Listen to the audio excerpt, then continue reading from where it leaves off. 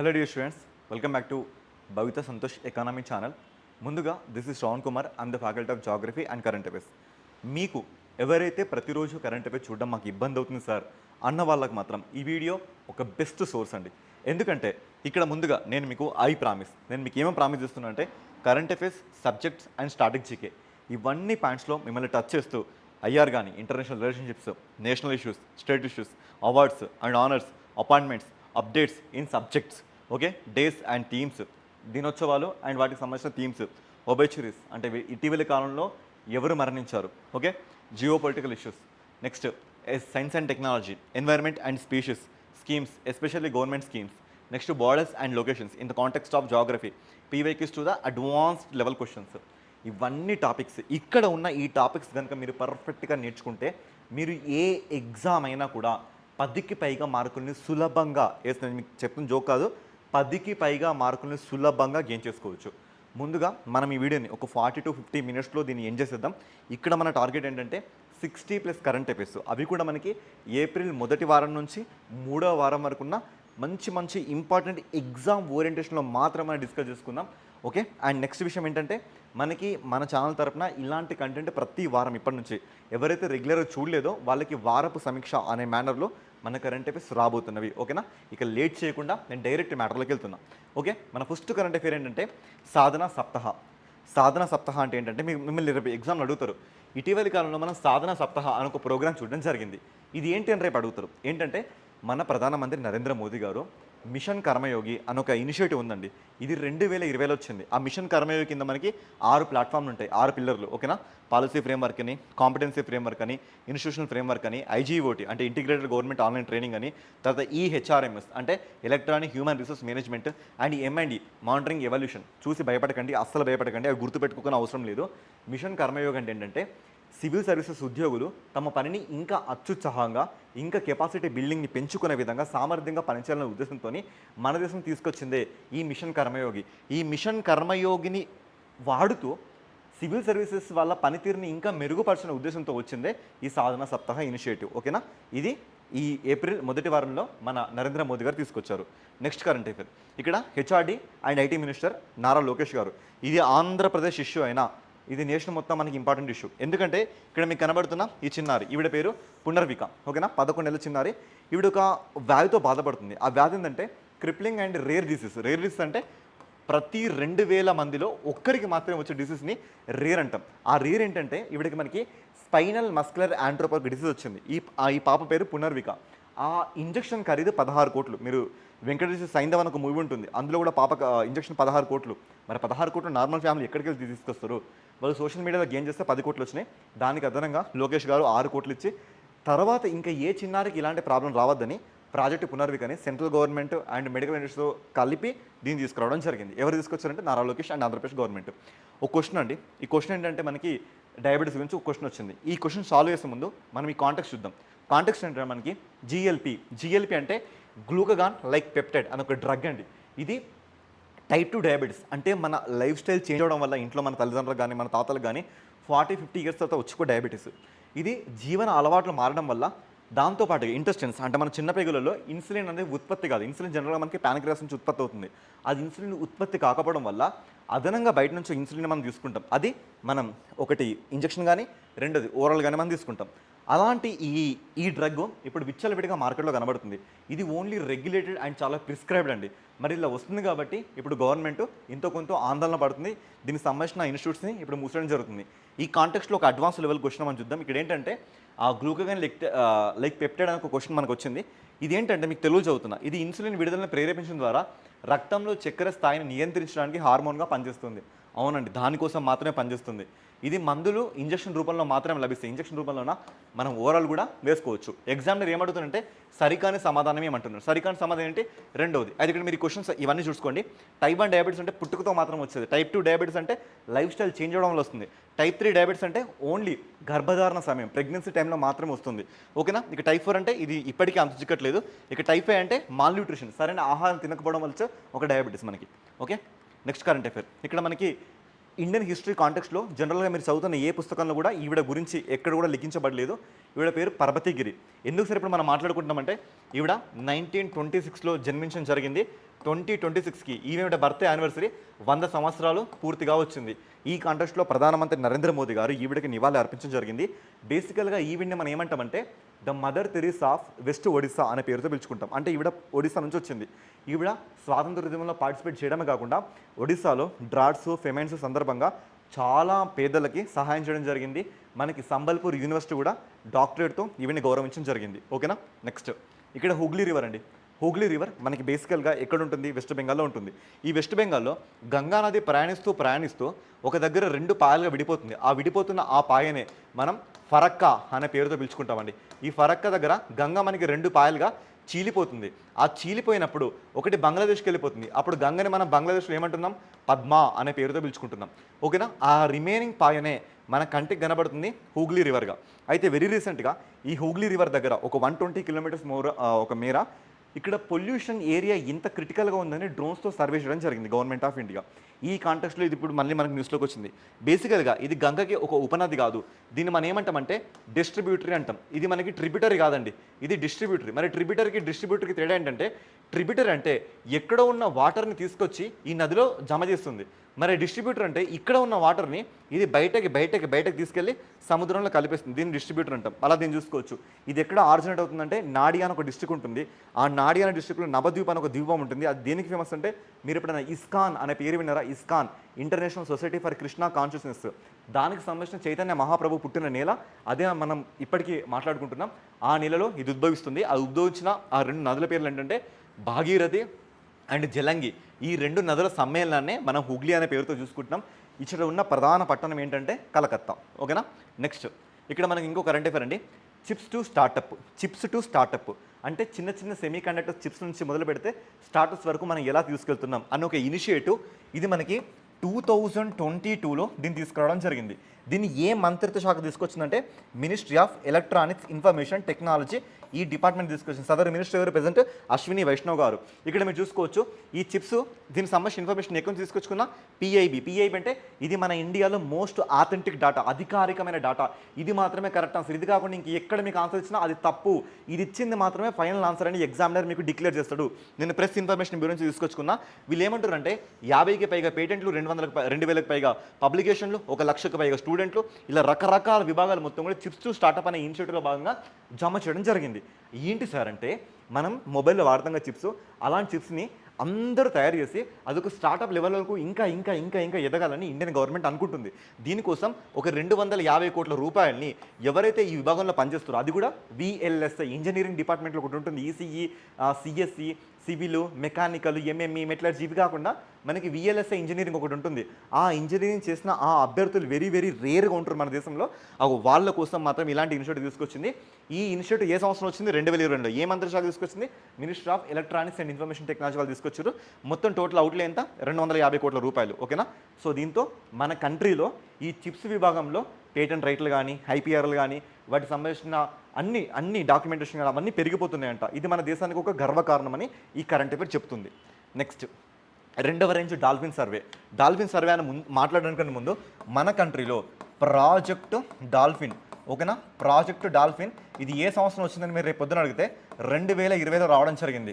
ఎందుకు సార్ దీని గురించి మనం మాట్లాడుకుంటామంటే డాల్ఫిన్ అనేది ఇది ఒక గ్యాంగెటిక్ యానిమల్. అంటే గంగా నదిలో అండ్ యమునా నదిలో, బ్రహ్మపుత్ర నదిలో, ఇండస్ నదిలో మనకు కనబడుతుంది. మేజర్గా అయితే గంగా నదిలో కనబడుతుంది. వెరీ రీసెంట్గా ఏమవుతుందంటే ఈ గంగా నదిలో బోట్మెన్ కానీ, ఫిషర్మెన్ కానీ, జాలర్లు కానీ అవగాహన లేకుండా బోట్స్ని తీసుకెళ్ళడం వల్ల అవి ఉన్నదే చాలా తక్కువ. ఎంతో తెలుసా మన కంట్రీలో 6,700 డాల్ఫిన్లు ఉన్నాయి. చూడండి, చేపలు కొన్ని లక్షల కోట్లు ఉంటాయి, కానీ ఇవి 6,700 మాత్రమే ఉన్నాయంటే ఎంత తక్కువ. IUCN రెడ్ లిస్ట్ ప్రకారం చూసుకుంటే ఇవి కేవలం ఎండేంజర్ లిస్ట్లో ఉన్నాయి. అంటే ఇంకా మనం పట్టించుకోకపోతే ఫ్యూచర్లో ఇవి చచ్చిపోతాయి మొత్తం, ఇక మనకు కనపడు ఇవి అలా అన్నట్లుగా. మరి వీటికి సంబంధించి వీటి హ్యాబిటాట్స్ అంటే వాటి నివాసాలు ఎలా లాస్ అయిపోతున్నాయి, లేదంటే వాటి బ్రీడింగ్, వాటి గుడ్లు పెట్టే సీజన్ ఎలా మనకి లాస్ అయిపోతుంది, అవి తెలియకుండా మనం బోట్స్ ఎక్కించి వాళ్ళని ఎలా చంపుతున్నాం, ఇవన్నిటికి సంబంధించిన ఒక సర్వే ఇప్పుడు బయటకు వచ్చింది. ఓకేనా. ఈ సర్వేని మనం 2 రకాలుగా తీసుకొచ్చుకున్నాం. ఫేజ్ 1లో చూసుకుంటే గంగా నదిలో, ఇండస్ నదిలో తీసుకొచ్చుకున్నాం. ఫేజ్ 2 చూసుకుంటే మళ్ళీ గంగా గంగా నది సంబంధించిన ట్రిబ్యూటరీస్ దాని ఉపనదులలో బ్రహ్మపుత్ర నదుల్లో, సుందర్బన్స్లో, ఒడిస్సాలో మళ్ళీ మనం డీప్ చేయబోతున్నాం. దీని ప్రకారం చూసుకుంటే ఇండియాలో 6,327 డాల్ఫిన్లు మాత్రమే మన కంట్రీలో కనబడుతున్నాయి. ఇది మొత్తం 10 సంవత్సరాలకు సంబంధించిన ఒక చర్చ విభాగం చూసుకోవచ్చు. ఇది ఏ మంత్రిత్వ శాఖ కింద రన్ అవుతుందంటే ministry of environment, forest and climate change కింద ఇది మనకి రన్ అవుతుంది. ఓకేనా, చాలా ఇంపార్టెంట్ మిత్రమా. Next bricks plus naval X అని ఒకటి మనకి న్యూస్లోకి వస్తుందండి. ఈ కాంటెక్స్ట్ వచ్చినప్పుడు మీరు ఏంటంటే ఇంటర్నేషనల్ ఆర్గనైజేషన్ ఒక టాపిక్ ఉంటుంది. ఎవ్రీ టైం మన క్వశ్చన్స్ సార్క్ కానీ, బిమ్స్టెక్ కానీ, ఆసియాన్ కానీ, UN related any kind of initiatives కానీ అలా. ఇప్పుడు మనకి బ్రిక్స్ వచ్చింది. బ్రిక్స్ అంటే ఏంటి? Brazil, Russia, India, China, south Africa. ఓకేనా, ఈ విభాగానికి ప్లస్ నేవల్ ఎక్సైజ్ అండి. అంటే బ్రిక్స్కి సంబంధించిన దేశాలు ఇప్పుడు కొంచెం ఎక్స్పాండ్ అయ్యి ఒక నేవల్ ఎక్సైజ్ని కండక్ట్ చేస్తుంది. నేవల్ ఎక్సైజ్ అంటే ఇలా తమ షిప్స్ని యూజ్ చేసుకుని ఒక ఎక్సైజ్ని కండక్ట్ చేస్తున్నాయి. ఎందుకంటే ఇంటరాపరబిలిటీ, షో అండ్ అమికేబుల్ నేచర్, ప్రపంచంలో మా శక్తి ఇంత ఉంది, మేము ఇలా తోపులం, మేము ఇంత తురుమలం అని చెప్పుకోవడానికి తీసుకొచ్చింది. అయితే వెరీ రీసెంట్గా ఇండియా దీంట్లోకి వెళ్ళి బయటకు వచ్చింది. ఎందుకంటే ఇండియాకి అర్థమైపోయింది ఇదంతా చైనా డామినెన్స్గా జరుగుతుందన్న విషయం ఇండియాకి అర్థమైపోయింది. ఇది రాజకీయ కుట్రలో భాగంగా దీన్ని తీసుకొచ్చారు, దీనికి మాకేం సంబంధం లేదని ఇండియా బయటకు వచ్చింది. బ్రిక్స్ గైడ్లైన్స్కి అనుగుణంగా జరగట్లేదని బయటకు వచ్చింది. ఓకేనా, సరే ఇక్కడ రేపు పొద్దున ఏమడుతారంటే దీనికి హోస్ట్ ఇచ్చిన దేశం ఏంటి అంటే సౌత్ ఆఫ్రికా. సౌత్ ఆఫ్రికాకు 3 రాజధానులు ఉన్నాయి. ఆ 3 రాజధానుల్లో వన్ ఆఫ్ ది రాజధాని కేప్ టౌన్. అయితే మిగతా 2 రాజధానులు ఏంటి? మిమ్మల్ని నిన్నే అడుగుతున్నా, కింద కామెంట్ చేయి. ఓకేనా, సరే. అయితే ఇక్కడ మెంబర్ కంట్రీస్ ఎవరు అంటే China, Russia, Iran, United Arab Emirates, south Africa, వీళ్ళు దీంట్లో మెంబర్స్. అబ్జర్వింగ్ దేశాలు ఎవరంటే బ్రెజిల్, ఈజిప్ట్, ఇథియోపియా, ఇండోనేషియాలు. అయితే ఇక్కడ నాన్ పార్టిసిపేట్ దేశం ఎవరు? మన ఇండియా, దాంతోపాటుగా బ్రెజిల్. ఓకేనా, ఇలా వచ్చింది. అంటే బ్రెజిల్ ఫస్ట్ అబ్జర్వ్ వచ్చింది, తర్వాత మళ్ళీ బయటకు రావడం జరిగింది. అయితే ఇవన్నీ అడుగుతారా? ఇవి అసలు అడగరు. మీరు జస్ట్ హోస్టింగ్ దేశం మాత్రమే గుర్తుపెట్టుకోండి. ఓకేనా, సరే. ఇప్పుడు బ్రిక్స్ గురించి తరచూ ఎగ్జామ్స్లో అడుగుతారు కాబట్టి నేను నా చేతి రాతో దీన్ని తీసుకురావడం జరిగింది. బ్రిక్స్ ఫస్ట్ ఆఫ్ ఆల్ ఈ టర్మ్ ఇచ్చింది ఎవరంటే మనకి జిమ్ ఓ నిల్ అని ఒక ఆర్థికవేత్త ఈ పదాన్ని ప్రయోగం చేయడం జరిగింది. బ్రిక్ అంటే ఇటుక అని ఒక పదాన్ని ప్రయోగం చేయడం జరిగింది. ఓకేనా, ఇది 2006లో మనకి ఫామ్ అవడం జరిగింది. 2009లో దీని మొదటి సదస్సు మనకి రష్యాలో ఎకతెరిన్బర్గ్ అనే ప్లేస్లో జరిగింది. 2010లో సౌత్ ఆఫ్రికా దీంట్లో జాయిన్ అవడం జరిగింది. 2011లో ఇది చైనాలో సన్యా అనే ప్లేస్లో పూర్తి స్థాయిగా ఇక్కడి వరకు మనకి బ్రిక్గా మాత్రమే కనబడింది. ఎప్పుడైతే 2010లో సౌత్ ఆఫ్రికా జాయిన్ అయిందో అప్పుడు ఇది బ్రిక్స్గా మారడం జరిగింది. అలా బ్రిక్స్గా జరిగిన మొదటి సదస్సు సన్యాలో జరిగింది. దీనికంటూ ఒక అధికారికంగా ఒక బ్యాంక్ ఉంది. దాన్ని మనం న్యూ డెవలప్మెంట్ బ్యాంక్ అనే పేరుతో పిలుచుకుంటున్నాం. ఇది 2015లో ఎస్టాబ్లిష్ అయింది. ఈ బ్యాంకుకి సంబంధించిన హెడ్ క్వార్టర్ మనకి షాంఘైలో ఉంది. కానీ బ్రిక్స్కి సంబంధించిన హెడ్ క్వార్టర్ అనేది ఇప్పటివరకు లేదు. అందుకే దీన్ని మనం ఇన్ఫార్మల్ ఆర్గనైజేషన్ అంటున్నాం. ఇన్ఫార్మల్ అంటే దీనికి ఎలాంటి గైడ్లైన్స్, దీనికి ఎలాంటి హెడ్ క్వార్టర్స్ లేదు. ప్రతి సంవత్సరం ఇది రొటేషన్ వైజ్గా దీని యొక్క అధ్యక్షత ఒకసారి బ్రెజిల్కి, ఒకసారి రష్యాకి, ఒకసారి ఇండియాకి, ఒకసారి చైనాకి, ఒకసారి సౌత్ ఆఫ్రికాకి రొటేట్ అవుతూ ఉంటుంది ఆల్ఫాబెటికల్ ఆర్డర్ ప్రకారంగా. ఓకేనా, దీంట్లో మొత్తంగా ఈ బ్రిక్స్లో చూసుకున్న ప్రపంచంలో జనాభాలో 41% ఇక్కడ ఉంటారు. ప్రపంచం మొత్తం జీడీపీలో 24% ఇక్కడ అవుతుంది. ప్రపంచం మొత్తం ట్రేడ్లో 16% ఇక్కడ అవుతుంది. ప్రపంచం మొత్తం ల్యాండ్ సర్వీస్లో 29.3% ఇక్కడ అవుతుంది. ఇందులో కొత్తగా మనకి ఇంకొన్ని దేశాలు ఆడవడం జరిగింది. United Arab Emirates, Iran, Indonesia, Ethiopia, Egypt.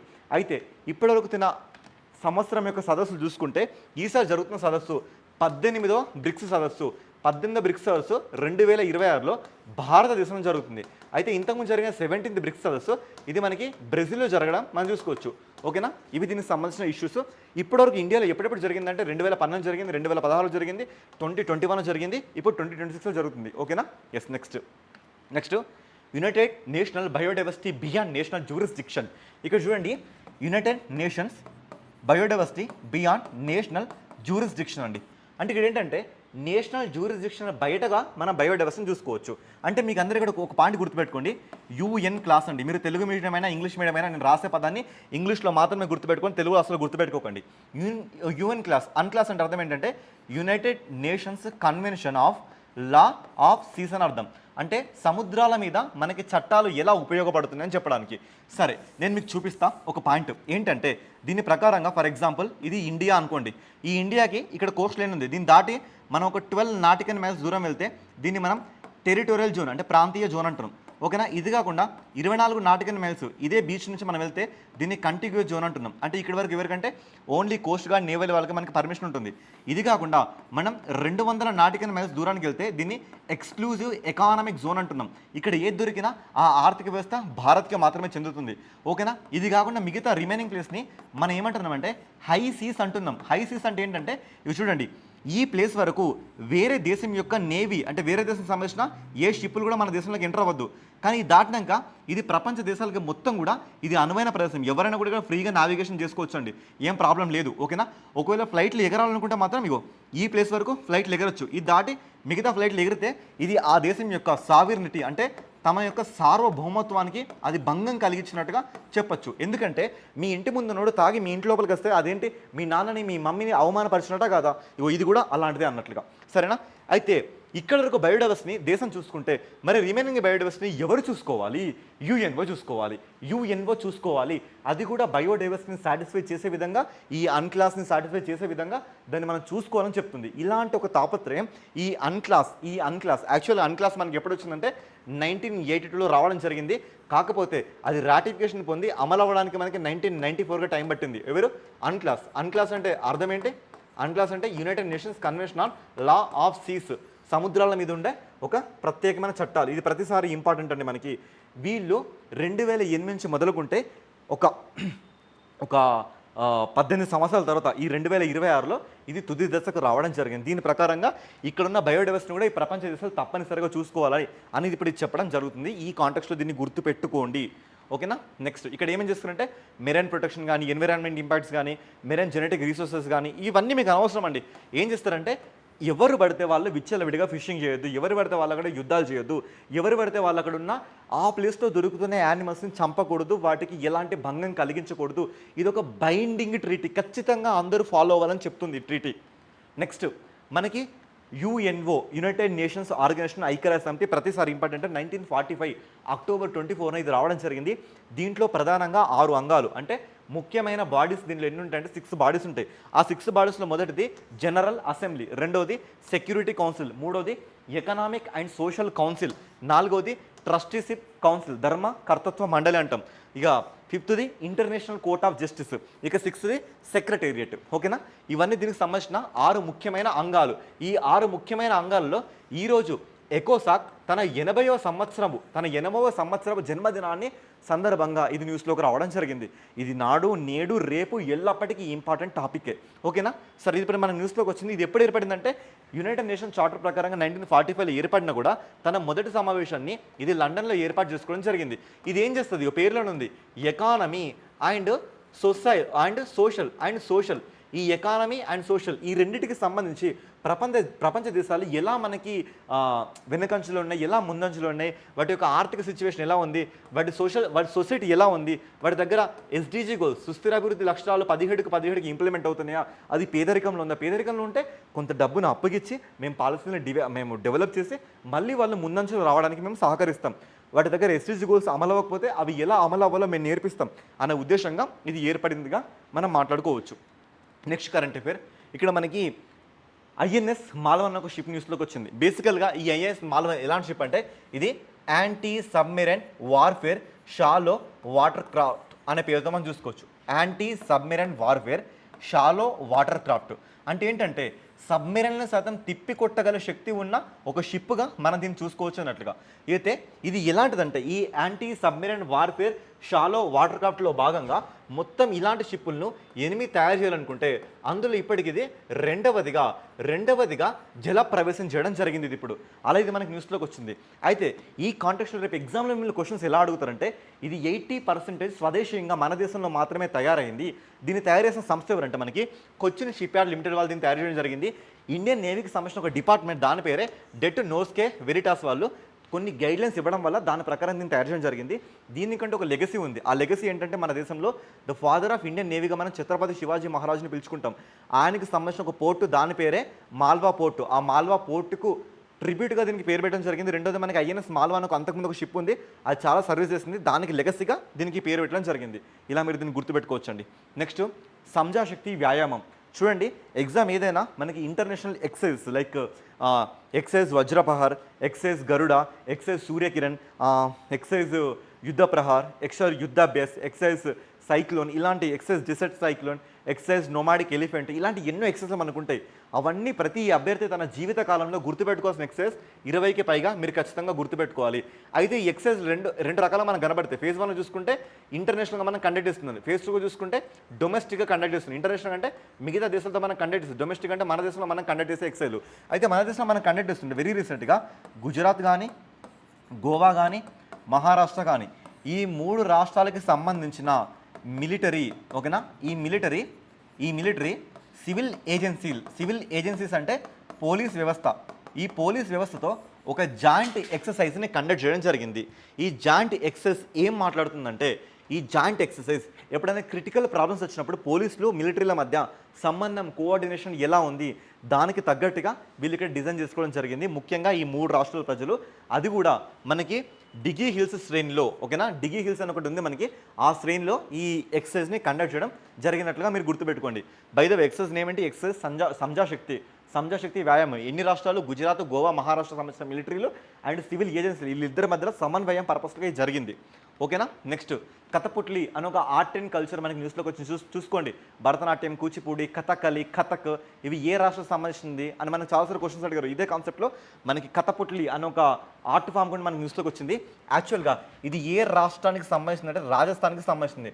ముఖ్యంగా రాజస్థాన్లో మనకి రాజపుత్రులు, ఓకేనా, ఈ రాజపుత్రులు అనే డైనాస్టీ కూడా మనకు కనబడుతుంది.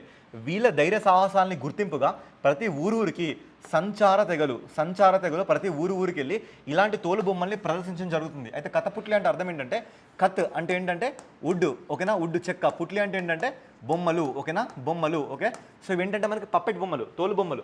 ఈ తోలు బొమ్మలు వచ్చేసి ఇక్కడ తలేమో వుడ్తో తయారవుతుంది, బాడీ ఏమో కాటన్ కానీ, వైరల్ కానీ, థ్రెడ్స్తో కానీ తయారవుతుంది. ఊరూరా తిరుగుతూ రాజపుత్రుల యొక్క ధైర్య సాహసాలని ఆ రాజస్థాన్లో ప్రతి ప్రజలకి చేరవేయడమే వీటి యొక్క ముఖ్యమైన ఉద్దేశంగా చూసుకోవచ్చు. జైపూర్లో దాదాపు 250కి పైగా కుటుంబాలు ఈ దాని మీదనే ఆధారపడుతున్నట్లుగా ఈ రోజుకి మనకి డాక్యుమెంట్లు వస్తున్నాయి. ఓకేనా. కథపుట్లి అనే ఆచారం ఎక్కడ కనబడుతుంది? మనకి రాజస్థాన్లో కనబడుతుంది. ఒక తోలు బొమ్మలు అట్లా. ఎవరంటే రాజస్థాన్లో ఉన్న రాజుల ధైర్య సాహసాన్ని ప్రతి ఊరికి తీసుకెళ్ళి చూపించడమే దీని యొక్క ముఖ్య ఉద్దేశం. ఓకే, మరి రాజస్థాన్ వచ్చినప్పుడల్లా మీరు స్టార్టింగ్ జీకే కొన్ని పాయింట్స్ గుర్తుపెట్టుకోండి. ఎప్పుడైనా మీకు ఏదైనా స్టేట్ కనబడిందా, ఫస్ట్ ఆఫ్ ఆల్ నీ కన్ను ఎలా ఆలోచించాలంటే ఆ స్టేట్కి సంబంధించిన క్యాపిటల్ ఏంటి, ఆ స్టేట్లో సీఎం ఎవరు, ఆ స్టేట్లో లీడింగ్ పార్టీ ఏంటి, అది కాంగ్రెసా బీజేపీనా, ఆ స్టేట్లో గవర్నర్ ఎవరు, ఆ స్టేట్లో హైకోర్టు ఉందా, ఒకవేళ ఉంటే అది ఏ ప్లేస్లో ఉంది, ఆ స్టేట్లో ఎన్ని ఎమ్మెల్యే సీట్స్ ఉన్నాయి, ఓకేనా, ఆ స్టేట్లో ఎన్ని ఎంపీ సీట్లు, లోక్సభలో ఎన్ని ఎంపీ సీట్లు ఉన్నాయి, రాజ్యసభలో ఎన్ని ఎంపీ సీట్లు ఉన్నాయి. ఇవి మాత్రం మీరు ఖచ్చితంగా గుర్తుపెట్టుకోవాలి. రాజస్థాన్ కదా, జైపూర్ 41 జిల్లాలు ఉన్నాయి. గవర్నర్ వచ్చేసి మనకి హరిభౌ కిషన్ రావు, సీఎం వచ్చేసి భజన్ లాల్ శర్మ. మొత్తం ఇక్కడ బీజేపీ పార్టీ లీడ్లో ఉంది. 200 ఎమ్మెల్యే సీట్స్ ఉన్నాయి, 25 Lok Sabha MP seats, 10 Rajya Sabha MP seats. రాజస్థాన్కి సెపరేట్ హైకోర్టు ఉంది. ఆ హైకోర్టు ఏ ప్లేస్లో లొకేట్ అయిందో మిమ్మల్ని అడుగుతున్నా కింద కామెంట్ చేయండి.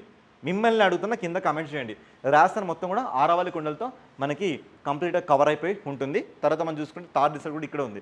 ఇక నెక్స్ట్ మనకి నేషనల్ పార్క్స్ అండి. ఇది చాలా ఇంపార్టెంట్ జాగ్రఫీలో మీరు నేషనల్ పార్క్స్ ఒక 107, వైల్డ్ లైఫ్ శాంక్చురీస్ ఒక 570+, ఓకేనా, రామ్సర్ సైట్స్ నేటికి 99 రామ్సర్ సైట్స్, ఎలిఫెంట్ రిజర్వ్స్ నేటికి 33, బయోస్పియర్ రిజర్వ్స్ నేటికి 18.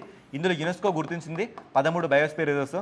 బయోడైవర్సిటీ హాట్స్పాట్స్ మన దేశంలో 4, ఓకేనా. దీంతో పాటుగా టైగర్ రిజర్వ్స్ మన కంట్రీలో 58. ఈ డేటా మాత్రం నీకు ఎప్పుడు మైండ్లో ఉండాల్సిందే. లేదు అంటే మాత్రం you are not fit for this competitive exam, గుర్తుపెట్టుకున్నమాట. సరే, ఇక్కడ కంగర్ వ్యాలీ నేషనల్ పార్క్ ఒకటి ఉందండి. ఇది మనకి ఛత్తీస్గఢ్లో లొకేట్ అవుతుంది, ఓకేనా. ఇది ప్రెసెంట్ ఏమని కోరుకుంటుందంటే యునెస్కోకి సంబంధించిన ప్రపంచ వారసత్వ హోదా అని ఒకటి ఉంటుంది, వరల్డ్ హెరిటేజ్ సైట్. దాన్ని కావాలి అని వైల్డ్ లైఫ్ ఇండియా సహకారంతో తను అప్పీల్ చేసుకోవడం జరిగింది. అలా ఇది ఇప్పుడు మన న్యూస్లోకి వచ్చింది. బేసికల్గా ఇది 1980లో దీనికి నేషనల్ పార్క్ అనే ఒక హోదా రావడం జరిగింది. ఇది మొత్తం మనకి 200 స్క్వేర్ కిలోమీటర్ ఏరియాలో కనబడుతుంది. ఇక్కడ మొత్తం కూడా మనకి లైమ్ స్టోన్ కనబడుతుంది. ఇది మేజర్గా బస్తర్, దంతేవాడ, సుక్మా ఇలాంటి నక్సలైట్ ప్రభావిత ప్రాంతాల్లో ఇది ఉండడం మనకి గమనార్హం, ఓకేనా. నెక్స్ట్ మనకి V2V కమ్యూనికేషన్ టెక్నాలజీ కూడా వచ్చిందండి. V2V అంటే ఏం లేదండి, రేపు పొద్దున మనకి ఫాగ్ కానీ బ్లైండ్ స్పాట్స్ ఉన్న దగ్గర యాక్సిడెంట్స్ ఎక్కువ జరుగుతాయి. ఆ యాక్సిడెంట్ జరగకుండా ఇందులో ఒక సిమ్ కార్డ్ చిప్ లాంటిది ఒకటి పెట్టుకుంటే దానివల్ల ఇలాంటి యాక్సిడెంట్స్ని మనం ఇరాడికేట్ చేయొచ్చని మనకి వెరీ రీసెంట్గా 2026 వరకు మన దేశంలో ఉన్న ప్రతి వెహికల్ కూడా ఇలాంటి సిస్టమ్తో మ్యానిపులేట్ అవ్వాలని, ఓకేనా, ఇది ఖచ్చితంగా అవ్వాలని గవర్నమెంట్ కోరుకుంటుంది. దాన్ని మనం వెహికల్ టు వెహికల్ సిస్టమ్ అంటున్నాం. నెక్స్ట్ మనకి సకురజీమా వాల్కనో ఒకటి ఉందండి. సకురజీమా వాల్కనో ఇది ఎక్కడ ఉంది సార్ అంటే ఇది జపాన్లో మనకి కనబడుతుంది. ఇది ఎలాంటి వాల్కనో సార్ అంటే ఇది ఒక స్ట్రాటో వాల్కనో. ఇంగ్లీష్ అయినా తెలుగు అయినా మీకు ఒకటి అంటున్నా, స్ట్రాటో వాల్కనో. స్ట్రాటో వాల్కనో అంటే ఏంటంటే మనకి కొనికల్ షేప్లో ఉంటుందండి. ఇలా కొనికల్ షేప్లో ఉంటుంది. అబ్బా సార్ మేము చూసే ఇప్పుడు అవే కదంటే ఇలాంటి వాల్కనోస్ ప్రపంచం మొత్తం 60% మాత్రమే, మన మిగతా 40% షీల్డ్ వాల్కనోస్ కానీ ఫిషర్ ఎరప్షన్స్ కానీ మెనీ కైండ్ ఆఫ్ వాల్కనోస్ ఉంటాయండి. ఓకేనా, దీని ప్రకారం మనకి మ్యాగ్మా ఇలా వచ్చి ఇలా ఎరప్ట్ అవుతుంది. ఇలా ఎరప్ట్ అవుతున్న కొన్ని రాళ్ళు మనకి పడుతుంటాయి కదా, ఆ రాళ్ళని మనం టెఫ్రా అనే పేరుతో పిలుచుకుంటామండి. ఇది ఒక వొకాబులరీ చాలా ఇంపార్టెంట్. ఆ రాళ్ళని మనం టెఫ్రా అనే పేరుతో పిలుచుకుంటాం. బై ద వే సకురజీమా వాల్కనో ఇది జపాన్లో, మొత్తం జపాన్ మనకి 4 దీవులుగా లొకేట్ అయి ఉంటుంది, 4 ఐలాండ్స్గా. ఆ 4 ఐలాండ్స్లో మనకి ఇది క్యూషు అనే ఐలాండ్లో లొకేట్ అయిందండి. ఏ ఐలాండ్ లొకేట్ అయింది? క్యూషు అనే ఐలాండ్లో. కొన్ని సార్ మాకు ఇండియాలో ఉన్న ఐలాండ్స్ గుర్తుంటే అక్కడ ఉన్న ఐలాండ్ గుర్తుంటుందా? గుర్తుండాలి. ఎందుకు గుర్తుండాలో ఇప్పుడు నేను మీకు చెప్తున్నా. మీకు తెలంగాణ కండక్ట్ చేసిన 2023 ఐ థింక్ 2024లో కండక్ట్ చేసిన గ్రూప్ 2 ఎగ్జామ్లో ఈ క్వశ్చన్ అడగడం జరిగింది. డిసెంబర్ 17 ఆ రోజు జరిగిన కరెంట్ అఫైర్స్లో జాగ్రఫీ సంబంధించిన క్వశ్చన్ అడగడం జరిగింది. ఏంటంటే జపాన్కి సంబంధించిన ఈ దీవులండి. హొకియాడో దీవి, హొన్షు దీవి, షికోకు దీవి, క్యూషు దీవి, వీటినంట ఉత్తరం నుంచి దక్షిణానికి అమర్చండి. ఓకేనా, మన కరెంట్ అఫైర్స్ డెప్త్ ఏందో ఇప్పటికే మీకు అర్థమైందని నేను అనుకుంటున్నా. Compare with other current affairs, ఈ కరెంట్ అఫైర్స్ ఒక తేడా ఏంటో మీకు అర్థమైందని నేను అనుకుంటున్నాను. ఓకేనా, వాటిని ఉత్తరం నుంచి దక్షిణానికి అమర్చడానికి ఇక్కడ మన క్వశ్చన్ పడింది. ఓకేనా, అక్కడ చూడండి హొకియాడో మనకి ఫస్ట్ ప్లేస్లో, హొన్షు సెకండ్ ప్లేస్లో, షికోకు థర్డ్ ప్లేస్లో, క్యూషు ఫోర్త్ ప్లేస్లో. 1 2 3 4 ఇస్ ద రైట్ ఆన్సర్. ఇది మనకి ఎక్కడ ఉంది? క్యూషు ఐలాండ్ ఆఫ్ ది జపాన్లో ఇది మనకి కనబడుతుంది. ఓకేనా, నెక్స్ట్ ఇలాంటి కొన్ని ఐలాండ్స్ని అంటే ఇలాంటి కొన్ని అగ్నిపర్వతాలని ప్రతిసారి మనం గుర్తుపెట్టుకోవాలి. అగ్నిపర్వతం క్వశ్చన్ పక్కా. ఓకే, ఇండియాలో చూసుకుంటే మనకి బ్యారన్ ఐలాండ్ ఇది ఇప్పటికీ యాక్టివ్గా మనకు కనబడుతుంది. భారతం అనేది మనకి బురదకి సంబంధించిన ఒక మడ్ వాల్కనో. గుజరాత్లో చూసుకుంటే దినోడార్ హిల్స్ కనబడుతున్నాయి. హర్యానా చూసుకుంటే తోషం హిల్స్ కనబడుతున్నాయి. ఇవి మన దేశం సంబంధించిన అగ్ని పర్వతాలకు రిలేటెడ్ ఉన్న కొన్ని పర్వతాలు. ఓకేనా, మరి ప్రపంచవ్యాప్తంగా చూసుకుంటే జపాన్లో మౌంట్ ఫ్యూజియామా, ఇటలీలో మౌంట్ ఎట్నా, అదేవిధంగా హవాయిలో మౌంట్ మౌనలోవా కిలాయు, ఓకే, ఈక్వెడార్లో మౌంట్ కొటాపాక్సి, యుఎస్ఏలో మౌంట్ సెయింట్ హెలెన్స్, ఇండోనేషియాలో మౌంట్ క్రకటోవా, అదేవిధంగా ఇదే ఇండోనేషియాలో mount Merapi, mount Lewotobi, Laki. ఓకేనా, తర్వాత టాంజానియాలో మౌంట్ కిలిమంజారో, మెక్సికోలో పోపో కటెప్టెల్. ఓకేనా, ఇలాంటి కొన్ని గుర్తుపెట్టుకోండి అండి, ఇలాంటి ఖచ్చితంగా మీరు గుర్తుపెట్టుకోండి. నెక్స్ట్ మనకి శ్రీ విల్లిపుత్తూరు మేఘామలై టైగర్ రిజర్వ్ న్యూస్లోకి వచ్చింది. ఎందుకు న్యూస్లోకి వస్తుందంటే ఎలక్షన్ కమిషన్ ఆఫ్ ఇండియా ఇది మన రాజ్యాంగంలో పార్ట్ 15లో ఆర్టికల్స్ 324 నుంచి 329 మధ్యలో ఇది మనకు కనబడుతుంది. దీనికి సంబంధించిన ముఖ్యమైన రాజ్యాంగ సవరణ చట్టం ఏంటంటే 61వ కాన్స్టిట్యూషనల్ అమెండ్మెంట్ యాక్ట్ 1988 ప్రకారంగా మన దేశంలో ఓటు వేసే హక్కు 21 సంవత్సరాల నుంచి 18 సంవత్సరాలకు తగ్గించడం జరిగింది. అయితే ఎలక్షన్ కమిషన్ ఆఫ్ ఇండియా అనేది ఇది 1+2గా మనకు కనబడుతుంది. ఓకేనా, 1+2గా మనకు కనబడుతుంది. ఇందులో ఈ ఒక్క చీఫ్ ఎలక్షన్ కమిషనర్ మాత్రమే రాజ్యాంగబద్ధంగా మనకి, ఈ మిగతా వాళ్ళు రాజ్యాంగబద్ధంగా కాని వ్యక్తులు. మరి ఇతన్ని రిమూవ్ చేయాలంటే మనకు చెప్తున్న ఆర్టికల్ ఏంటి? 324 సబ్ క్లాస్ 5. దీని ప్రకారంగా మనం సుప్రీంకోర్టు చీఫ్ జస్టిస్ ఆఫ్ ఇండియాని ఎలా అయితే రిమూవ్ చేస్తామో ఇవన్నీ కూడా అలాగే మనం రిమూవ్ చేయాల్సిన పరిస్థితి మనకి ఏర్పడింది. అయితే వెరీ రీసెంట్గా ఈ ఎలక్షన్ కమిషన్ ఆఫ్ ఇండియా మనకి తమిళనాడు ఏప్రిల్ 23 అక్కడ ఎన్నికలు జరిగినాయి. అక్కడ మనకు ఒక నియోజకవర్గం అండి, అదేంటంటే అండిపత్తి నియోజకవర్గం. దీని దగ్గర ఇది మొత్తం మనకి ట్రైబల్లో వెస్టర్న్ ఘాట్స్లో నీలగిరి పర్వతాల దగ్గర కనబడుతుంది. అక్కడ కనబడుతున్న ముఖ్యమైన టైగర్ రిజర్వ్ ఏంటంటే శ్రీ విల్లిపుత్తూరు మేఘామలై టైగర్ రిజర్వ్. దీని దగ్గర కేవలం 5 అంటే 5కి మాత్రమే ప్రత్యేకంగా ఒక బూత్ పోల్ని ఏర్పాటు చేయడం జరిగింది. ఓటు వేయడానికి 5 కోసం మాత్రమే ఒక పోలింగ్ బూత్ని క్రియేట్ చేస్తుందంటే ఇది ఎంత గొప్ప విషయమో మీరే అర్థం చేసుకోండి. ఓకేనా, ఈ విల్లిపుత్తూరు మేఘామలై నేషనల్ టైగర్ రిజర్వ్ ఎంత ఫేమస్ అంటే ఇక్కడ మనకి ఇలాంటి ఉడతలండి. దీన్ని మనం గ్రిజిల్డ్ స్క్విరల్ వైల్డ్ లైఫ్ శాంక్చురీ అనే పేరుతో పిలుచుకుంటాం. ఈ వైల్డ్ లైఫ్ శాంక్చురీ ఇక్కడ ఉంది. ఓకేనా, ఇది చూసుకుంటే మనకి Periyar tiger reserve and Kalakkad Mundanthurai tiger reserves మధ్యలో ఇది మనకు కనబడుతుంది. మేజర్గా ఇది వెస్టర్న్ ఘాట్స్లో ఉంది, పశ్చిమ కనుమల్లో మాత్రమే ఇది మనకు కనబడుతుంది. ఓకేనా, తమిళనాడులో ఉంది, Tamil Nadu, not Kerala, not Karnataka. Okay, ఈ పాయింట్స్ గుర్తుపెట్టుకోండి. నెక్స్ట్ మనకి lower Arun hydro electric power plant ఒక న్యూస్లోకి వచ్చింది. బేసికల్గా ఇక్కడ అరుణ్ అనే ఈ నది ఎవరికి ఉపనస్తారంటే ఇది కోసి అనే నదికి ఉపనది. మరి కోసి ఎక్కడ మనకు కనబడుతుంది? ఇది బీహార్లో మేజర్గా ప్రామినెంట్ రివర్. ఈ కోసి వచ్చి మళ్ళీ దేంట్లో కలుస్తుంది? గంగలో కలుస్తుంది. దీన్ని మనం ఏమంటామంటే బీహార్ దుఃఖదాయని, ద సారో ఆఫ్ బీహార్. ఎందుకంటే ఇది వచ్చిందనుకో మొత్తం వరదలతో బీహార్ని చెల్లాచెదురు చేస్తుంది కోసి నది. ఇలాంటి కోసి నదికి ఒక ఉపనది అరుణ్ నది. ఈ అరుణ్ నది మనకి ఇండియాలో ఉందా? లేదు, నేపాల్లో ఉంది. మరి నేపాల్లో ఉన్నది మనకెందుకు ఇంపార్టెంట్ సార్ అంటే, మనకి ఎందుకు ఇంపార్టెంట్ అంటే మన దేశం సంబంధించిన పటేల్ ఇంజనీరింగ్ అనే కంపెనీ, దాంతోపాటుగా జలశక్తి, మినిస్ట్రీ ఆఫ్ జలశక్తి, దాంతోపాటుగా సట్లెజ్ జల విద్యుత్ నిగమ్ లిమిటెడ్, ఈ ముగ్గురి ఆధ్వర్యంలో 1500 కోట్ల రూపాయల ప్రాజెక్టు మన ఇండియాకి నేపాల్ ఇవ్వడం జరిగింది. ఆ కాంటెక్స్లో ఇది ఇంపార్టెంట్, ఓకేనా? అరుణ నది ఎవరికి ఉపనది? కోసికి. కోసి ఎవరికి ఉపనది? గంగ. కోసి ఏ రాష్ట్రంలో కనబడుతుంది? బీహార్లో.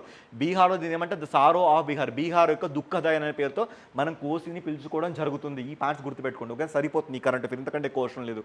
నెక్స్ట్ మనకి తువాలు అనే ఒక కంట్రీ న్యూస్లోకి వచ్చిందండి. ఈ తువాలు అనే కంట్రీ మనకి ఎక్కడ ఉంటుందంటే, మీ అందరికీ పసిఫిక్ అనే సముద్రం తెలుసా? యా, తెలిసే ఉంటుంది. ఈ పసిఫిక్లో మనకి వెస్టర్న్ సెంట్రల్ పసిఫిక్లో ఇది మనకి ఏ రెండు దేశాల మధ్య కనబడుతుందంటే, ఒకటి ఆస్ట్రేలియా అనే దేశం మధ్యలో, తర్వాత హవాయి ఐలాండ్స్ మధ్యలో నాకు ఈ తువాలు అనే దేశం కనబడుతుంది. ఒక 28 స్క్వేర్ కిలోమీటర్ ఉంటే మహా గొప్ప అండి. ఈ తువాలు క్యాపిటల్ పేరు ఏంటంటే ఫూనాఫాటి. ఏం ఫాటి? ఫూనాఫాటి, ఓకేనా? ఈ కంట్రీ ఏమవుతుందంటే కంప్లీట్గా సింక్ అయిపోతుంది. ఇంకో 50 సంవత్సరాలు ఈ కంట్రీ కనబడదు. ఎంత ఉందో తెలుసా? ఈ కంట్రీ సముద్ర మట్టానికి 4 మీటర్ల హైట్లో మాత్రమే ఉంది. గట్టిగా వానబడితే ఇది మునిగిపోద్ది. మరి వీళ్ళ బాధ ఏంటంటే, మేము మునిగిపోతున్నాం, మాకు ఇప్పుడు రక్షణ లేదు, మేము ఏ దేశం పడితే ఆ దేశానికి వెళ్ళిపోతున్నాం అని వీళ్ళు చెప్పుకుంటున్నారు. వీళ్ళకి లండన్ అంటే మన బ్రిటిష్ నుంచి 1978లో స్వాతంత్రం రావడం జరిగింది. ఒకప్పుడు వీళ్ళని మనం ఏమని పిలిచేవాళ్ళం అంటే, ఎలైస్ దీవులు, ఎలైస్ ఐలాండ్స్ అనే పేరుతో మనం వీళ్ళని పిలిచేవాళ్ళం. ఈ దేశంలో పార్లమెంటరీ డెమోక్రసీ ఉంది. అయినప్పటికీ ఈ దేశంలో కాన్స్టిట్యూషనల్ మొనార్కీ అంటే రాజు చేత మాత్రమే ఇది పరిపాలించబడుతుంది. ఈ దేశంలో కరెన్సీ డాలరేనండి, ఓకేనా? ఎస్, ఇవి గుర్తుపెట్టుకోండి. నెక్స్ట్ మనకి మిషన్ మిత్ర ఒకటి న్యూస్లోకి వచ్చింది. 2027లో మానవులతో ఇస్రో గగన్యాన్ ఒక ప్రవేశం చేయించబోతుంది. మరి అలాంటి వ్యక్తుల్ని మనం లేహ్, లడాక్ దగ్గర స్పేస్లో ఎలాంటి క్లైమేటికల్ కండిషన్స్ ఉంటాయో ఇక్కడ అలాంటి కండిషన్స్ క్రియేట్ చేసి వాళ్ళ యొక్క ఫిజికల్ అండ్ మెంటల్ హెల్త్ని మనం టెస్ట్ చేస్తున్నాం. దాన్ని మనం మిషన్ మిత్ర అంటున్నాం.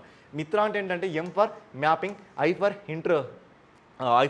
ఇంట్రాపరబుల్, T for traits, R for response, A for assessment. ఏంటంటే వాళ్ళ యొక్క ఫిజికల్ అండ్ మెంటల్ హెల్త్ని మనం ఇక్కడ టెస్ట్ చేయబోతున్నాం. దాన్ని మనం మిషన్ మిత్ర అనే పేరుతోనే పిలుచుకోవడం జరుగుతుంది. దీన్ని ఇస్రో కండక్ట్ చేస్తుందండి, ఓకేనా? ISRO and Indian air field వాళ్ళు, ఓకేనా? ఎయిర్ ఫోర్స్ వాళ్ళు. నెక్స్ట్ మనకి రెడ్ సీ న్యూస్లోకి వచ్చిందండి. బేసికల్గా రెడ్ సీ, ఓకే, ఇది రెడ్ సీ. ఈ రెడ్ సీ మనకి న్యూస్లోకి వచ్చింది. ఈ రెడ్ సీ ఇప్పుడు మనకి న్యూస్లోకి వచ్చింది. ఈ రెడ్ సీ మనకి ఎలా కనబడుతుంది ఇది మనం చూసుకుందాం. ఎందుకు న్యూస్లోకి వస్తుందంటే, ఇక్కడ ఎక్కడో మనకి ఇరాన్ ఉంటుంది. ఇరాన్ దగ్గర చూసుకుంటే మనకి స్ట్రైట్ ఆఫ్ హార్మోస్ ఉంటుంది, ఓకేనా? ఈ స్ట్రైట్ ఆఫ్ హార్మోస్ ఇటు చూసుకుంటే మనకి పర్షియన్ గల్ఫ్ కనబడుతుంది. ఇటు చూసుకుంటే మనకి గల్ఫ్ ఆఫ్ ఒమాన్ కనబడుతుంది. ఈ కింద చూసుకుంటే మనకి యూఏఈ కనబడుతుంది. ఈ పక్కన మనకి ఒమాన్ కనబడుతుంది. ఈ మీద ఇరాన్ కనబడుతుంది. అయితే ఈ ఇరాన్లో కొన్ని పోర్టులని యూఎస్ఏ ఇప్పుడు హస్తగతం చేసుకుంది. అయితే యూఎస్ఏకి వార్నింగ్ ఇచ్చి, మేము రెడ్ సీ, ఈ ఎర్ర సముద్రం మొత్తాన్ని కూడా మేము ఇప్పుడు బ్లాక్ చేస్తున్నాం అని సౌదీ అరేబియా, ముస్లిం కంట్రీస్కి గట్టి వార్నింగ్ ఇవ్వడం జరుగుతుంది. అయితే ఇప్పుడు మనం ఈ రెడ్ సీ చూసుకుంటే, రెడ్ సీ ఎవరెవరిని కలుపుతుంది సార్ అంటే, ఈ రెడ్ సీ ఇద్దరిని కలపడం జరుగుతుంది. ఏంటంటే ఈ రెడ్ సీకి మనకు ముఖ్యమైన ఒక జలసంధి ఉంది. ఆ జలసంధిని మనం బాబ్ అల్ మండిబ్ జలసంధి అనే పేరుతో పిలుస్తున్నామండి. ఏమంటున్నాం? బాబ్ అల్ మండిబ్ జలసంధి. ఇది ఎవరిని కలుపుతుందంటే, ఇక్కడ గల్ఫ్ ఆఫ్ ఏడెన్ అనే ఒక ప్రాంతం ఉంటుంది, గల్ఫ్ ఆఫ్ ఏడెన్ కలుపుతుంది. అయితే దీని యొక్క ఉత్తర భాగం చూసుకుంటే, ఇగో అదేనండి ఆ ఉత్తర భాగం. ఈ పెనిన్సులా, ఈ ద్వీపకల్పాన్ని మనం ఏమంటామంటే సెనాయి ద్వీపకల్పం అనే పేరుతో పిలుచుకుంటున్నాం. ఈ సెనాయి ద్వీపకల్పం 2 గల్ఫులతో లొకేట్ అయింది, ఓకేనా? ఆ గల్ఫ్లే ఇవ్వండి. ఈ గల్ఫ్ని గల్ఫ్ ఆఫ్ సూయజ్ అంటున్నాం. ఈ గల్ఫ్ని గల్ఫ్ ఆఫ్ అకాబా అనే పేరుతో పిలుచుకుంటాం. దీన్ని మనం సెనాయి పెనిన్సులా అంటే ఏంటి? 3 వైపులా నీళ్ళు ఉండాలి. నీళ్ళు లేవా? గల్ఫ్ అంటే ఏంటి? ఈ నీళ్ళల్లో అంటే 3 వైపులా ఇలా ల్యాండ్ చొచ్చుకొని రావడానికి మనం గల్ఫ్ అనే పేరుతో పిలుచుకుంటాం. ఇది మనకి ఈజిప్ట్. ఇగో ఇలా ఈ రెడ్ సీ మనకి ఎర్రగా ఎందుకు ఉంటుందంటే, అందులో ఉన్న ఆల్గే వల్ల అది మనకి రెడ్ కలర్లో మారడం జరుగుతుంది. ఇది మొత్తం మనకి కొన్ని దేశాల సమూహంతో బౌండరీ ఉంది. ఆ దేశాలను గుర్తుపెట్టుకుని మీకు చిన్న కోడ్ చెప్తా. వై సీడ్స్ అంటే ఎర్ర సముద్రంతో ఆనుకుని ఉన్న సరిహద్దు దేశాలు ఎవరంటే వై సీడ్స్ అని గుర్తుపెట్టుకోండి. వై ఫర్ యమన్, ఓకేనా? S for Sudan, E for Eritrea, E for Egypt, D for Djibouti, S for Sudan. ఇలా గుర్తుపెట్టుకోండి, ఓకేనా? Next current affair, Lakhwar hydro electric project మన న్యూస్లోకి వచ్చిందండి. బేసికల్గా ఇది ఎనర్జీ సెక్యూరిటీతో ఉత్తరాఖండ్లో మనకు కనబడుతుంది. ఉత్తరాఖండ్లో డెహ్రాడూన్ అనే జిల్లాలో యమునా నది మీద దీన్ని కన్స్ట్రక్షన్ చేయడం జరిగింది. అలా ఇది మనకి న్యూస్లోకి వచ్చింది, అంత గుర్తుపెట్టుకోండి. ఉత్తరాఖండ్ న్యూస్లోకి వచ్చింది కాబట్టి ఉత్తరాఖండ్కి 2 క్యాపిటల్స్ ఉన్నాయండి. ఒకటి గైర్సీ, రెండవది డెహ్రాడూన్, ఓకేనా? ఉత్తరప్రదేశ్ ఎమ్మెల్యేలు, ఉత్తరప్రదేశ్ ఎంపీలు ఇవన్నీ గుర్తుపెట్టుకునే బాధ్యత మాత్రం మీదే. మళ్ళీ చెప్పను, రాసుకోండి, ఓకేనా? ఎస్. నెక్స్ట్ మనకి 2100 నాటికంట మన దేశంలో ఉన్న అడవులు కార్బన్ని స్టోరేజ్ చేసుకోవడం అనేది రెట్టింపు అవుతుందట. ఇది ఒకటి మన న్యూస్లోకి వస్తుందండి. తర్వాత మనం చూసుకుందాం. తర్వాత ఇంకేమైనా న్యూస్లో వస్తే మళ్ళీ మనం దీన్ని అబ్జర్వ్ చేద్దాం. అయితే ఇక్కడ ఇది ఒక టాపిక్ ఇంపార్టెంట్. మన దేశంలో 3D glass semi conductor packaging, 3D glass semi conductor packaging అనే ఒక స్టోరేజ్ని మన కంట్రీలో భువనేశ్వర్, ఒడిశా క్యాపిటల్ అయిన భువనేశ్వర్లో ఇక్కడ మనకి ఎవరు ministry of electronics and information technology Ashwini Vaishnaw గారు ఏర్పాటు చేయబోతున్నామని చెప్పడం జరిగింది. బై ద వే దీన్ని లీడ్ చేసిన కంపెనీ ఎవరంటే 3D గ్లాస్ సొల్యూషన్ కంపెనీ. ఇది యూఎస్ బేస్డ్ కంపెనీ. ఎక్కడ? భువనేశ్వర్, ఒడిశాలో లొకేట్ చేయడం జరుగుతుంది. ఓకేనా. ఇక్కడ ఏం చేస్తారంటే జనరల్గా ఇది ఒక చిప్ అండి. ఈ చిప్ మీద ఇంతకుముందు మనకి సిలికాన్ లేయర్ యూజ్ చేసే వాళ్ళు ఇక్కడ గ్లాస్ని యూజ్ చేస్తుంది. ఇది మోర్ ప్రిసిజన్గా, ఎక్కువ హీట్కి బద్దలవ్వకుండా చాలా బాగా ఇది మనకి పర్ఫార్మ్ చేస్తుందని మనం చూసుకోవచ్చు. థర్మల్ స్టెబిలిటీ, హెట్రోజినస్ ఇంటిగ్రేషన్ ఇవన్నీ మనకు అనవసరం. ఇది ఏమి మిమ్మల్ని ఎగ్జామ్లు అడగరు. అంటే ఇప్పుడు మీరు చూస్తారు కదా i5 అని, i6 అని, i7 అని అలా మీరు పిలుచుకుంటారు. అలాంటి చిప్స్ కూడా మనకి మేక్ అవుతాయి. ఓకేనా. నెక్స్ట్ నమస్తే అనే ఒక స్కీమ్ ఉందండి. నమస్తే అంటే ఏంటంటే national action for mechanised sanitation ecosystem. అంటే ఏంటంటే ఇలా ఎవరైతే మనకి స్కావెంజింగ్ వర్క్, ఓకేనా, స్కావెంజర్స్ అంటే ఇలా పారిశుద్ధ కార్మికులు, ఇలాంటి వర్కర్స్ ఇక్కడ చూడండి ఈ మనుషులు లోపలికి వెళ్ళి తీస్తున్నాడు. వీళ్ళ ప్లేస్ ఒక మిషన్ వస్తే ఎలా ఉంటుంది? ఇలాంటి ఒక స్కీమ్ మనకి ఎప్పుడు వస్తుందంటే 2023లో రావడం జరిగింది. ఓకేనా. ఈ 2023లో వచ్చిన స్కీమ్కి సంబంధించిన విషయాల్ని ఇప్పుడు వెరీ రీసెంట్గా దీనికి సంబంధించిన కొన్ని విషయాల్ని మాట్లాడడం జరిగింది, ప్రెస్కి వివరించడం జరిగింది. ఇది ఏ మినిస్ట్రీ కింద రన్ అవుతుందంటే ministry of the social justice and empowerment ministry కింద ఇది రన్ అవుతుంది.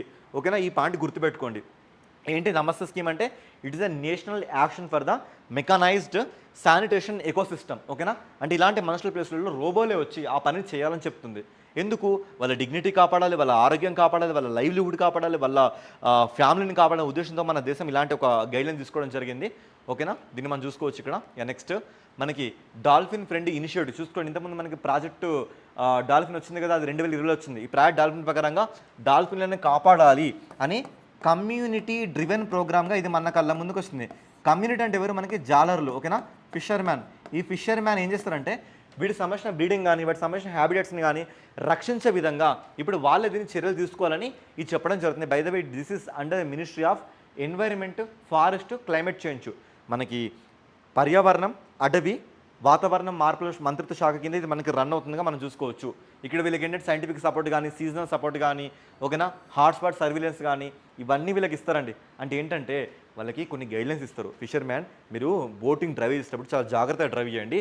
టీచర్లు కానీ చుట్టుపక్కల గవర్నమెంట్ ఎంప్లాయీస్ కానీ వచ్చి చెప్తారు మీరు ఇట్లా చేయకండి, అవి చచ్చిపోతే గంగనదిలో డైవర్సిటీ దెబ్బతింటుంది అని వాళ్ళు చెప్తే వాళ్ళు అప్పుడు వింటారు. దాన్ని మనం డాల్ఫిన్ ఫ్రెండ్ ఇనిషియేటివ్ అంటే జనరల్ దీన్ని ఎవరు కోసుకొని తినరండి. ఓకేనా. దీన్ని చాలా దేవులుగా పూజిస్తారు దీన్ని. ఓకే. నెక్స్ట్ మనకి అటల్ పెన్షన్ యోజన న్యూస్లోకి వచ్చింది. ఇది ఒక గవర్నమెంట్ స్కీమ్. ఇది మనకి 2015లో వచ్చిన ఒక స్కీమ్ అండి. 2015లో స్కీమ్ వచ్చింది.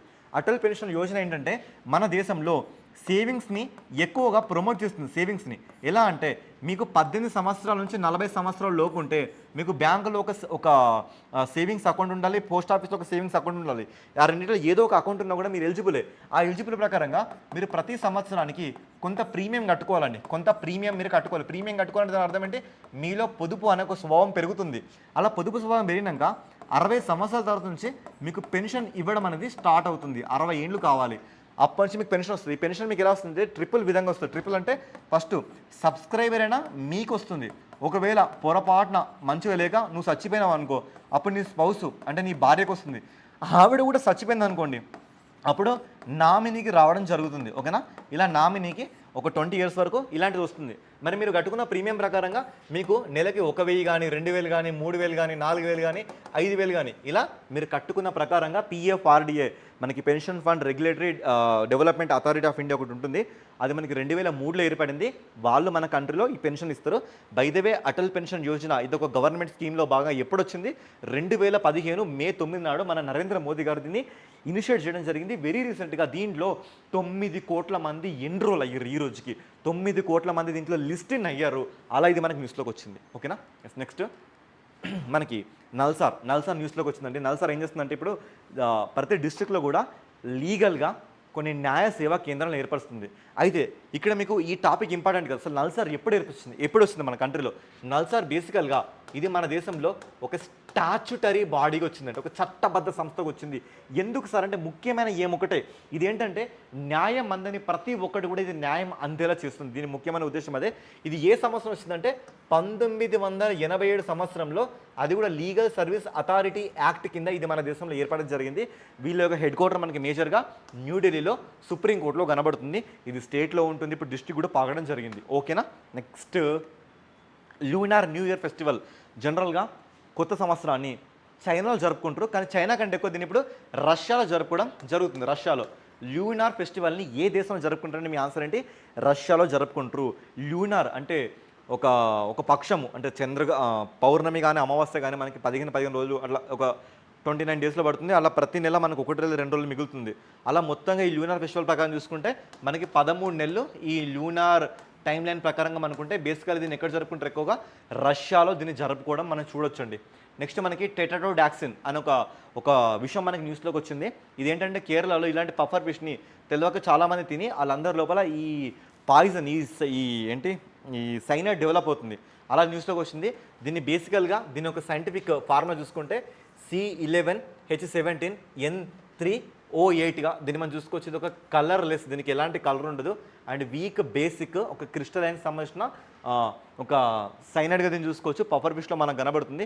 ఇది సోడియం సైనైడ్ కంటే చాలా డేంజరస్, 1000 రెట్లు అత్యధికమైన ప్రభావంగా మన బాడీలో కనబడుతుంది. టెట్రాడోడాక్సిన్ వెరీ రీసెంట్గా ఎక్కడ కనబడింది? కేరళలో. అది కూడా పఫర్ ఫిష్ నుంచి మనకు కనబడడం జరిగింది. నెక్స్ట్ మనకి ప్రసాద్ అని ఒక స్కీమ్ వచ్చిందండి. ప్రసాద్ అనే స్కీమ్కి సంబంధించిన కొన్ని గైడ్లైన్స్ని ఇప్పుడు సివిల్ ఏవియేషన్ రామ్మోహన్ నాయుడు గారు కొన్ని విషయాలు చెప్పడం జరిగింది. అసలు ప్రసాద్ అంటే ఏంటంటే, ఈ ప్రసాద్ స్కీమ్ మనకి 2014 వచ్చిందండి. ప్రసాద్ ఓకేనా. ఫస్ట్ మనం ప్రసాద్గా చూసుకోవచ్చు. ప్రసాద్ అంటే ఏంటంటే, ప్రసాద్ అంటే pilgrimage rejuvenation and spiritual augmentation drive. ఓకేనా. Spiritual rejuvenation and privilege. ఓకేనా. Pilgrimage rejuvenation and spiritual augmentation drive. ఈ ఆగ్మెంటేషన్ దగ్గర మనకి హెచ్ జామ్ అయింది. ఓకేనా. హెచ్ అంటే ఏంటంటే హెరిటేజ్. సరే ఏం మాట్లాడుతారు అంటే, పిలిగ్రిమేజ్ అంటే యాత్రికుడు అండి. రెజ్యువనేషన్ అంటే మీరు ఏ టెంపుల్కి అయితే వెళ్తుందో ఆ టెంపుల్ని పునరుద్ధరింపజేయాలి. అండ్ స్పిరిచువల్గా మిమ్మల్ని దైవానికి సంబంధించిన దగ్గరగా ఆగ్మెంటేషన్ చేయాలి మిమ్మల్ని. ఇలాంటి స్కీమ్ మన దేశంలో ఎప్పుడంటే 2014 వచ్చింది. అంటే ఏం చేస్తారు ఈ స్కీమ్లో అంటే, మనకి గవర్నమెంటే కానీ ప్రైవేట్ సంస్థలు కానీ అంబానీ కానీ అదానీ కానీ ఎవరన్నా ఒకరు గుడిని దత్తత తీసుకుంటారు. తీసుకున్నప్పుడు చూడండి, పవన్ కళ్యాణ్ కొండగట్టుకు వచ్చి 10 లక్షలు 1 crore ఇచ్చిండు కదా. ఎందుకు ఇచ్చిండు? అక్కడ స్టెప్స్ బాగా చేయండి, టెంపుల్ స్ట్రక్చర్ మార్చండి, లోపల ఎమ్యూనిటీస్ కరెక్ట్గా స్పెడ్ చేయండి, భక్తులందరికీ మంచి ఫెసిలిటీస్ కల్పించడం, వచ్చిన వాళ్ళకి ఆధ్యాత్మికత తప్ప ఇంకేమీ ఆ ప్లేస్లో కనబడద్దు అని చెప్తుంది. ఇలాంటి స్కీమ్ అంట ఇప్పుడు ఆంధ్రప్రదేశ్లో దీన్ని ఇంకా స్ట్రాంగ్ చేయాలని ఆంధ్రప్రదేశ్ సంబంధించిన మంత్రి, తన పేరేంటి Rammohan Naidu minister, aviation minister, ఆయన ప్రసాద్ స్కీమ్ గురించి మాట్లాడడం జరిగింది. ఓకేనా. ఒకప్పుడు ఇది మనకి ప్రసాద్గా కనబడేది. ఇప్పుడు హెచ్ ఆడైంది. ఇప్పుడు హెచ్ ఆడే ప్రసాద్గా మన కళ్ళ ముందుకు వచ్చింది. అంటే pilgrimage rejuvenation and spiritual heritage augmentation drive ఎప్పుడు వచ్చింది సార్? 2014లో ఇది రావడాన్ని మనం చూడొచ్చు. ఇది ఎవరి కింద ఉంటుందంటే మనకి మినిస్ట్రీ ఆఫ్ టూరిజం కింద రన్ అవుతుంది. మినిస్ట్రీ ఆఫ్ టూరిజం కింద ఇది మనకి రన్ అవుతుంది. ఓకేనా. ఎస్. నెక్స్ట్ మనకి పూర్వాంచల్ మహోత్సవ్ మాటి 9 అనే ఉత్సవం జరిగింది. ఇక్కడ చూడండి, పూర్వాంచల్ అంటే అర్థం ఏంటి? పూర్వాంచల్ అంటే అరుణాచల్ ప్రదేశ్ని మనం పూర్వాంచల్ అనే పేరుతో పిలుచుకుంటాం. ఎందుకు సార్ దాన్ని ఎందుకు పిలుచుకుంటామంటే, ఇప్పుడు మీరు చూడండి, మీకు హిమాలయాలు ఎక్కడెక్కడ కనబడుతుంది? ఇగో జమ్మూ కాశ్మీరు, ఇక్కడ చూసుకుంటే హిమాచల్ ప్రదేశ్, ఉత్తరాఖండ్, ఇగో సిక్కిము, తర్వాత అరుణాచల్ ప్రదేశ్, ఇలా మనకి ఆదిచంద్రాకారపు ఆకారంలో మన దేశంలో కనబడుతుంది. మరి ఇప్పుడు అరుణాచల్ ప్రదేశ్లో కూడా ఉన్నాయి కదా. ఈ అరుణాచల్ ప్రదేశ్కి సంబంధించిన స్పిరిచువాలిటీని కానీ కల్చర్ని కానీ వాళ్ళ యొక్క ప్రతిదాన్ని కూడా ప్రతిబింబించే విధంగా ప్రతి సంవత్సరం ఒక ఫెస్టివల్ జరుపుకుంటారు. అలాంటి ఫెస్టివల్కి ఇక్కడ మన స్పీకర్ అయినా ఓం బిర్లా అటెండ్ అవ్వడం జరిగింది. ఓకేనా. దీన్ని మనం పూర్వాంచల్ మహోత్సవ్ మాటి 9, మాటి అంటే మట్టి, దానికి సంబంధించిన ఒక స్పిరిచువల్ని ఒక ఫెస్ట్ని మనం కండక్ట్ చేసుకుంటే ఇది మనకు న్యూస్లోకి వచ్చిందండి. ఓకేనా. పూర్వాంచల్ మహోత్సవ్ మాటి 9 ఫెస్టివల్. ఓకేనా. నెక్స్ట్ మనకి Nagoya protocol access and benefit sharing కూడా న్యూస్లోకి వచ్చింది. ఈ యాక్సెస్ అండ్ బెనిఫిట్ షేర్ ప్రకారంగా మన కంట్రీలో IRCCలు అంటే ఇంటర్నేషనల్ రికగ్నిషన్ సర్టిఫికేట్ కంప్లైన్స్. ఓకేనా. ఇక్కడ చూడండి, ఇది అంత పెద్ద ఇంపార్టెంట్ చాలా ఇంపార్టెంట్ అండి. కానీ ఇదంతా టఫ్ ఏం కాదు. IRCC అంటే ఏంటంటే ఇంటర్నేషనల్గా రికగ్నిషన్ పొందిన సర్టిఫికేట్ యొక్క కాంప్లయన్స్ అంటే ఏంటంటే సమ్మతి. అసలు ఏం మాట్లాడుతురు, ఏం సమ్మతి, దేని గురించి, ఇదే మన లాస్ట్ కరెంట్ అఫేర్ అండి. సో చెప్తున్నా ఏం సమ్మతి, దేని గురించి మనం మాట్లాడుతున్నామంటే యాక్చువల్గా మన కంట్రీలో బయోడైవర్సిటీ యాక్ట్ అనేది మనకి 2002లో రావడం జరిగిందండి. ఈ యాక్ట్ ఏం చెప్తుందంటే దీనికంటే ముందు మనకి సిబిడి అంటే కన్వెన్షన్ ఆన్ బయోడైవర్సిటీ ఒక సమ్మిట్ మనకి 1992లో బ్రెజిల్ క్యాపిటల్ అయిన రియోలో ఇది కండక్ట్ అవ్వడం జరిగింది. దాని ప్రకారం ఏంటంటే బయోడైవర్సిటీని కాపాడే విధంగా ప్రపంచ దేశాలు కొన్ని గైడ్లైన్స్ తీసుకోవాలి. ఈ గైడ్లైన్స్ ప్రకారంగా ప్రపంచ దేశాలు మొత్తం కూడా 2010లో ఒక ప్రోటోకాల్ తీసుకొచ్చింది. అది నగోయా అనే ఏరియాలో జరిగింది కాబట్టి కరీంనగర్ జరిగితే కరీంనగర్ ప్రోటోకాల్, విజయవాడ జరిగితే విజయవాడ ప్రోటోకాల్, కర్నూలు జరిగితే కర్నూలు ప్రోటోకాల్. ఇది నగోయాలో జరిగింది కాబట్టి మనది నగోయా ప్రోటోకాల్ ప్రకారంగా ఎవరైనా మీ ఊరికి వచ్చి మీ మట్టిని యూజ్ చేసుకున్నా, మీ నీళ్ళని యూజ్ చేసుకున్నా, మీ నీళ్ళని యూజ్ చేసుకున్నా, మీ దగ్గర దొరికి ఏదైనా ఎవరి దగ్గర లేని ఒక వస్తువు మీ దగ్గర దాన్ని యూజ్ చేసుకొని వాళ్ళు కొత్త రకమైన జెనెటికల్ మాడిఫికేషన్స్ని కనిపెడతారు. ఫర్ ఎగ్జాంపుల్ వన్ నేను ఒకరిని మూవీలో వాళ్ళ డాడీ గోల్డెన్ ఐస్ కనిపెడతాడు. బ్రదర్స్ మూవీలో వాళ్ళ నాన్న వాళ్ళ అమ్మ కడుపులోకి సడన్ దేన్ని పంపించి ఒక రకమైన కొత్త హ్యూమన్ తయారు చేద్దాం అనుకుంటే ఇద్దరు కవలలు పుడతారు. అవి అలా అన్నట్లుగా మరి అలా ఏదైనా కొత్త కనిపెట్టినప్పుడు దాని నుంచి వచ్చే లాభాలని ఆ ఊరి ప్రజలకు కానీ ఎవరితో మనం షేర్ చేసుకుంటున్నామో వాళ్ళకి ఇవ్వాలి. అదే యాక్సెస్ అండ్ బెనిఫిట్ షేరింగ్. ఇది ఎవరి గురించి మాట్లాడుతుందంటే నగోయా ప్రోటోకాల్ గురించి మాట్లాడుతుంది. ఇక్కడ మీరు గుర్తుపెట్టుకోండి. మరి ఇలాంటి బెనిఫిట్ షేరింగ్ సంబంధించిన సర్టిఫికెట్లు జారీ చేయడం అనేది ఓకేనా. ఆ సర్టిఫికెట్లు జారీ చేయడం దాంట్లో ఇప్పుడు ఇండియా టాప్ ప్లేస్లోకి వచ్చిందండి. ఇండియా ఎన్నో ప్లేస్లోకి వచ్చిందంటే ఇగో మన ఒక్క కంట్రీ నుంచే ప్రపంచం మొత్తమే జరుగుతున్న సర్టిఫికెట్లలో 56.6% సర్టిఫికెట్లు ఒక ఇండియా నుంచి మాత్రం రావడం జరుగుతుంది. సెకండ్ ప్లేస్లో ఫ్రాన్స్ ఉంది, థర్డ్ ప్లేస్లో స్పెయిన్ ఉంది. సింపుల్గా కోడ్ చెప్తున్నా IFS అంటే ఇండియన్ ఫారిన్ సర్వీసెస్ లెక్క ఇండియా, ఫ్రాన్స్, స్పెయిన్ అని గుర్తుపెట్టుకోండి. ఈ 3 దేశాలు టాప్ లిస్ట్లో ఉండడం జరిగింది. దీంట్లో బయోడైవర్సిటీకి సంబంధించిన international recognition certificate for the comprehensives ఇవ్వడం అన్నట్లుగా ఓకేనా. దాని ప్రకారంగా ఇప్పుడు మన ఇండియా టాప్ లిస్ట్లో ఉంది అండి. ఈ పాయింట్ అయితే మీరు గుర్తుపెట్టుకొని ట్రై చేయండి. Okay yes. ఇక్కడ మనం చూసుకుంటే మనం మొత్తం 3 ప్రోటోకాల్ చూసుకుందామండి. నగోయా ప్రోటోకాల్ ఏంటంటే అలా యాక్సెస్ అండ్ బెనిఫిట్ షేర్ గురించి మాట్లాడుతుంది. ఇది కాకుండా కార్టజినా ప్రోటోకాల్ ఒకటి ఉంటుందండి. ఇది 2000 సంవత్సరంలో రావడం జరిగింది. ఒకవేళ మీరు కొత్త రకమైన వంగడాన్ని, కొత్త రకమైన మనిషిని, కొత్త రకమైన జెనెటికల్ మోడిఫికేషన్ మీరు తయారు చేసినప్పుడు ఒకవేళ ఏదైనా థ్రెట్, ఒక ఆపద వస్తే ఆ ఆపదని ఎలా నిర్వీర్యం చేయాలి అని చెప్పడానికి, దాని బయోసేఫ్టీ ఎంత ఉంది దాంట్లో అని చెప్పడానికి మనం కార్టజినా ప్రోటోకాల్ చూసుకోవచ్చు. ఓకేనా. మరి ఐచి టార్గెట్స్ అంటే ఏంటంటే ఈ నగోయా ప్రోటోకాల్స్ ఎంత బాగా మనకి బయటకు వస్తున్నాయి అని చెప్పడానికి మనం తీసుకున్న కొన్ని 16 స్పెసిఫికల్ అడ్రసెస్ని, కొన్ని టార్గెట్స్నే ఐచి టార్గెట్స్ అంటాం. ఓకేనా. ఇంతకు మించి ఇంకేం లేదు. ఇది గైస్. ఓకే.